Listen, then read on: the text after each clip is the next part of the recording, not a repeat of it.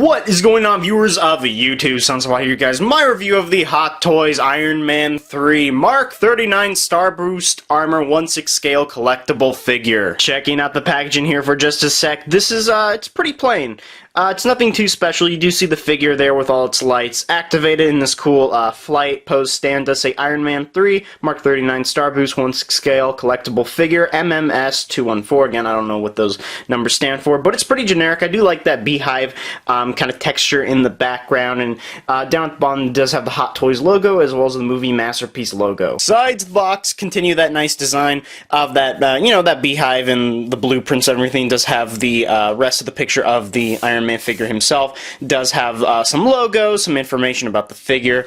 The top of the box does say Iron Man 3, as well as the bottom. Back of the box continues that beehive design. Like I said, although it is white, we do have some information about Starboost, the people who made them, and some warning labels. What you do to see the figure inside, you have to take off this little slip cover thing. You just shake, shake, shake. Beautiful picture of Starboost. This says, "The House Party Protocol, sir," which is the quote said by Jarvis in the movie. Do see the Iron Legion in its non-activated mode in the background. And here's the cast and crew who made this amazing figure. Removing this little slip cover thing. Be careful, this is something you would want to keep. This is where you would see the figure inside with all his accessories. As for the figure himself, this guy is so cool. The color variety on him, although plain, really brings some contrast to your collection, especially when putting this guy next to the Peacemaker and the Python and such figures like that. With this being one of the more unique and sought after Iron Man figures on the market, let's take a closer look. As for the head sculpt, it is super neat. I do have faceplate one of two on here right now. The other one doesn't have the light up feature. I prefer the light up feature, but again, I will show that later in the video. But taking a look at the head sculpt, it is beautiful. I love what they did with this.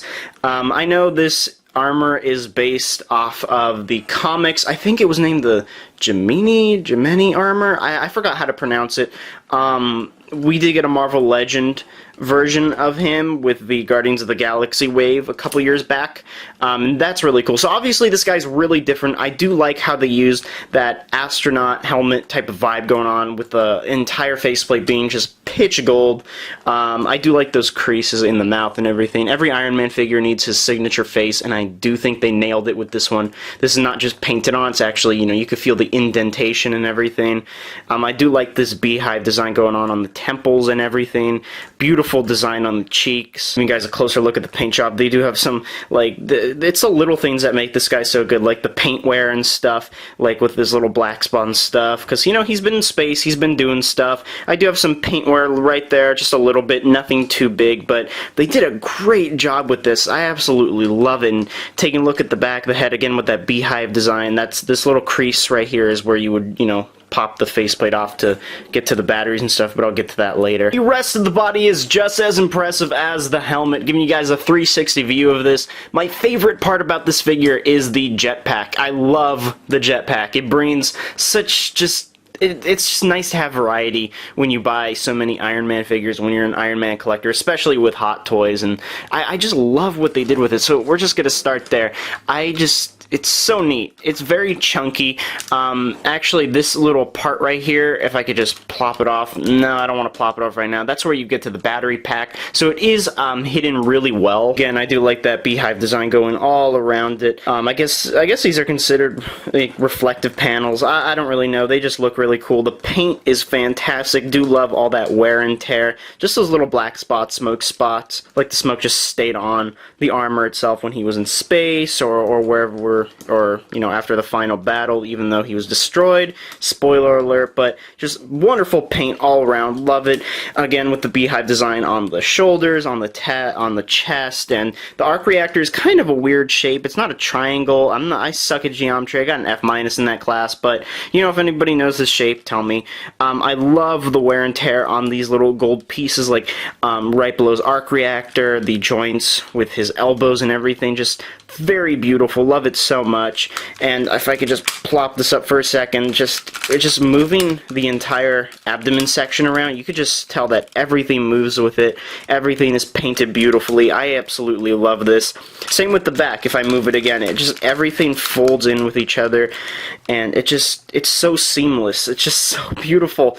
The paint they used for like these little red markings, they're kind of faded on purpose because this armor has been used quite a bit. Here's his butt, again with that gold paint and the wear and tear and stuff. Love it so much. These panels do move and stuff, and again, you know, with the gold moving down on the legs. Now the knees are interesting. I do like them. Like when I first saw this figure, I wasn't sure if I would like this, but it's actually pretty cool.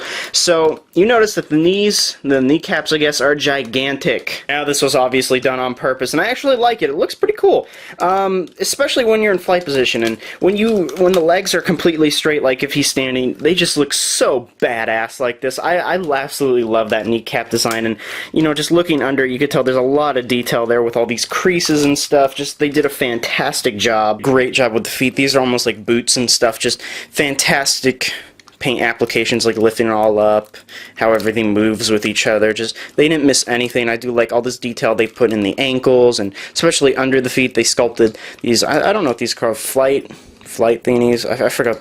They're not repulsors. I always forget the names of those. I'm stupid. But just love the amount of detail they put on this guy in the back of the calves. Just futuristic. That's what I like about this figure. It's futuristic. Now, I don't know what these are. Honestly, I don't know why there's holes here, or pegs, or peg holes, I mean. I don't know why, but they're there. If someone knows, just tell me. I forget. Maybe they don't even serve a purpose, but love all the detail in the joints, especially. They really hid the joints well, and just such an amazing figure. You can tell there's some paint scratches and stuff all over the biceps and everything. And I don't mean paint scratches like it's, you know, defect or anything. It's made for battle damage, I guess. And I love what they did with all these. I don't know what these are exactly. I know they light up. I'm pretty sure they light up, but they're wear and teared, and I love that so much. As for articulation, you would imagine that the Hot Toys Iron Man figures never disappoint in articulations, not even in the Power Pose series. So let's just take a look. His head can go up that much, down that much, side to side, can do almost the full rotation, can move left and right pretty far. That's just the head joint. The neck joint can go forward and back, side to side, and can just really do anything. His arms, you do want to be careful with. First off, his armpit joint can go up that much, so you do get a lot of range of articulation there. You can plop it back in. His arms can do the full 360 degrees. If you manipulate the shoulder piece, you could do a lot with the arms. So it can go out and forward, back, however you want. He does have the bicep rotation, 2 joints at the elbows, which is always a necessity. His wrists, now here's where his wrists get a little interesting. These are really loose, so you do want to be careful, but his wrist can go forward and back, side to side, however you want. He does have the individual finger articulation like with most of the Iron Man figures lately. Now, abdomen area, without making it or without extending it, can go back, forward that much, back that much, side to side, left and right, however you want. But if you do lift it up as so, you can move forward that much, back that much, side to side, can really just do anything now, and I love that feature so much. He does have some articulation at his skirt here, so it can go up and down. That's for the legs. So the legs can go forward that much, back that much, can do this, basically do the splits. You not really too much. These pieces right here do get in the way, but it's not a big deal. He does have the thigh rotation, 2 joints at the knee, which is always, like I said, a necessity. His feet can go forward and back, ankle pivot, obviously, and he does have the toe articulation. Panels also can go forward and back, and especially at the back with forward and back again. Before I forget, he does have panels on his spine that do move up and down, which are mainly used for when you articulate his abdomen. As for size, Starboost is basically the same size as the standard Iron Man figure. You can tell, obviously, he's a bit shorter than my newly bought Hot Toys Chitauri Commander, and a little bit shorter than the Peacemaker. And here he is next to my alpaca. As for accessories, Starboost does come with a pair of repulsor hands. Great detail on this. I do like that wear and tear on the gold between the joints and everything, even though these can't move. The light up feature can work with these, and it's just a good sculpt all around. It does come with a pair of fisted hands. Nothing too much going on, just like I said. I actually said this in previous reviews. I wish they would do more with the paint on the repulsors on the fisted hands. They're just plain white, kind of annoying. Does come with the extra faceplate and does look really cool.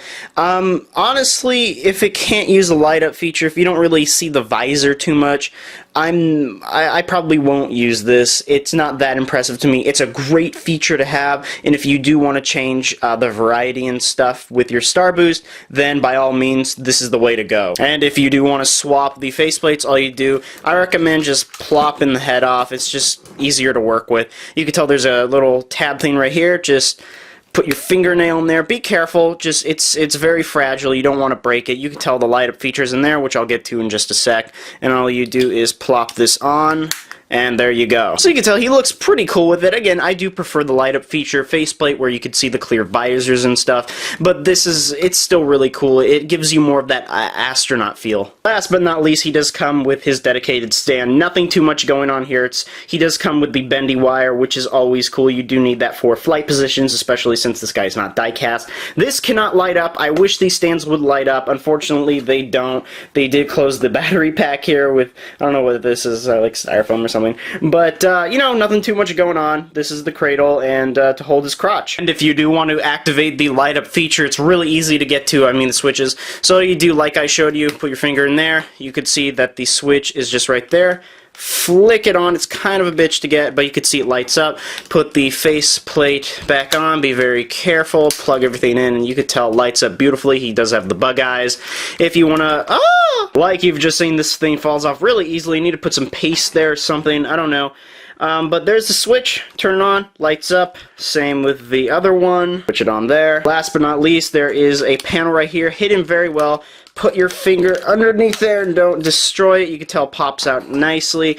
And there's the switch. Alright, people, so this is not your standard Iron Man figure where just the arc reactor, eyes, and repulsors light up. Nope, the jetpack lights up, and this is downright my favorite feature. I didn't put the panel back just because I'm about to close it, but you could tell that it's really, really nice. It fits the figure so great. I wish I could keep these lights on forever without them dying on my shelf, but considering I am afraid of lights in the dark and of my Iron Man figures dying, this will not be happening, but this still looks good. I do love how they put like that beehive design for the lights themselves. You could tell them they're very reminiscent of these and just looks so beautiful. I know this is not picking up on camera, but the arc reactor has a lot of detail, and just saying that the light just projects it out so beautifully. So overall, this figure is amazing. I absolutely love the light up feature with the jetpack, and the jetpack itself just brings a lot of it's very different when you're an Iron Man collector. It's nice to have something different, not only in color, but